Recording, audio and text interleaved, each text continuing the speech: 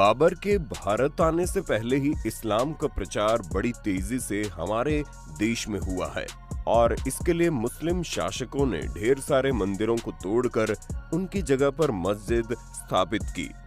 आज जब मस्जिदों पर सर्च की जाती है तो कई जगह पर हिंदू मंदिर होने के साथ वहां पर मिल जाते हैं।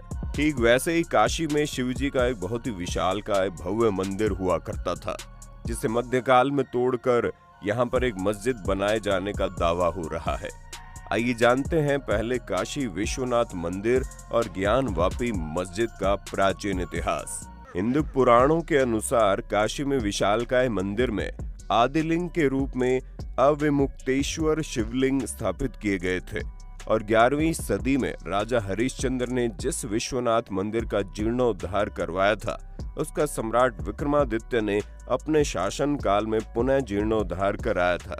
लेकिन कहते हैं इस भव्य मंदिर को बाद में मोहम्मद गौरी ने लूटने के बाद तोड़वा दिया था, लेकिन इतिहासकारों का इसके बारे में मतभेद है। आज का विवाद ये है कि हिंदू मांग रहे हैं उस स्थान पे पूजा कराने की। उसके अनुसार जब यहाँ शिव का मंदिर था और आतताई औरंगजेब ने बाकी मंदिरों की तरह इसे भी तोड़वा के यहाँ पे मस्जिद का निर्माण किया था, तो ये स्थान पुनः हिंदुओं के मंदिर के लिए मिलना चाहिए। मुस्लिम लोग भी अदालत में अपनी बात रखने के लिए चले गए हैं। वहीं ज्ञानवापी में मस्जिद का प्रबंधन करने वाली अंजुमन इंतजामिया कमेटी के महासचिव अब्दुल बातिन नोमानी की माने तो ज्ञानवापी का नाम पहले आलमगिरी मस्जिद था और ये हमेशा से ही मस्जिद रही है। सर्वे के बाद हिंदू पक्ष के लोग शिवलिंग मिलने का दावा ठोक रहे हैं और मुस्लिम पक्ष उस शिवलिंग को फव्वारे का नाम दे रहे हैं। उस वक्त सोशल मीडिया पर सफेद टोपी पहने हुए एक युवक की फोटो वायरल हो रही है जो रो रहा है। युवक को इस बात का डर है कि अब इस दावे के बाद इस मस्जिद का अस्तित्व भी संकट में है। हिंदू मुस्लिम के गर्मा गर्मी के माहौल में पहले भी काफी इमारतें कुर्बान हो चुकी हैं। मस्जिद पर रिपोर्ट्स ने काफी जानकारी वहां के स्थानीय लोगों से लेने की कोशिश की है, जहां पर मुस्लिम पक्ष ये बता रहे हैं कि उन्हें सुप्रीम कोर्ट के आदेश का इंतजार है और वो इस मस्जिद में शिवलिंग होने की बात को सिरे से नकार रहे हैं।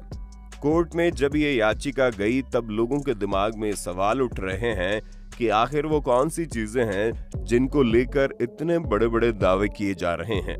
हिंदू पक्ष की ओर से लड़ रहे वकील इस बात की पुष्टि कर रहे हैं कि उस स्थान से शिवलिंग बरामद हुआ है और याचिका में शिवलिंग को संरक्षित करने पर भी जोर दिया जा रहा है। उन्हें डर है कि मुस्लिम पक्ष इस सबूत को छुपाने की पूरी कोशिश कर सकते हैं, जिसके परिणाम स्वरूप कोर्ट ने इस बात को गंभीरता से लेते हुए उस पूरे स्थान को सील करने का आदेश दे दिया है।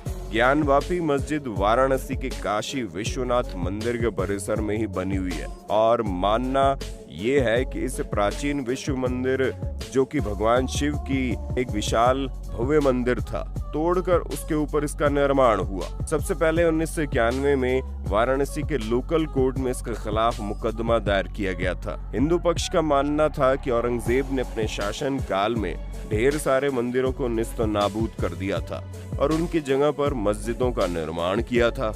ये मस्जिद भी उनमें से ही एक है। हिंदू पक्ष कह रहा है कि इस विवादित ढांचे के फर्श के नीचे 100 फीट ऊंचा आदि विश्वेश्वर का स्वयंभू ज्योतिर्लिंग स्थापित है।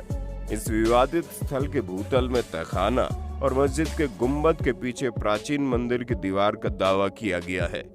हिंदुओं का पक्ष रखने वाले वकील विजय शंकर रस्तोगी के पास इस पूरे परिसर का एक नक्शा है, जिसमें मंदिर के प्रवेश द्वार के आसपास के चारों तरफ देवी देवताओं के चित्रों का जिक्र भी है, जिससे कि बीचों बीच मंदिर है और परिसर में ही ज्ञानकूप और नदी विराजमान है। मस्जिद की दीवारों पर कभी देवी देवताओं के चित्र हुआ करते थे, जिसे मस्जिद बनने के बाद मिटा दिया गया। इस बात का वर्णन स्कंद पुराण में भी किया गया है, लेकिन इतिहासकारों का इस पर काफी मतभेद है।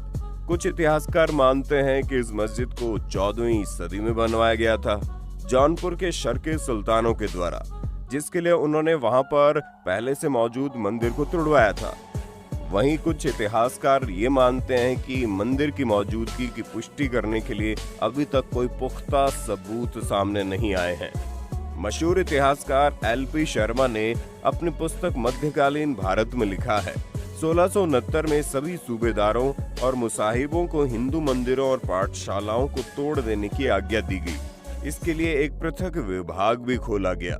यह तो संभव नहीं था कि हिंदुओं की सभी पाठशालाएं और मंदिर नष्ट कर दिए जाते, परंतु बनारस का विश्वनाथ मंदिर, मथुरा का केशवदेव मंदिर, पाटन का सोमनाथ मंदिर और प्राय सभी बड़े मंदिर, खासतौर पर उत्तर भारत के मंदिर इसी समय तोड़े गए।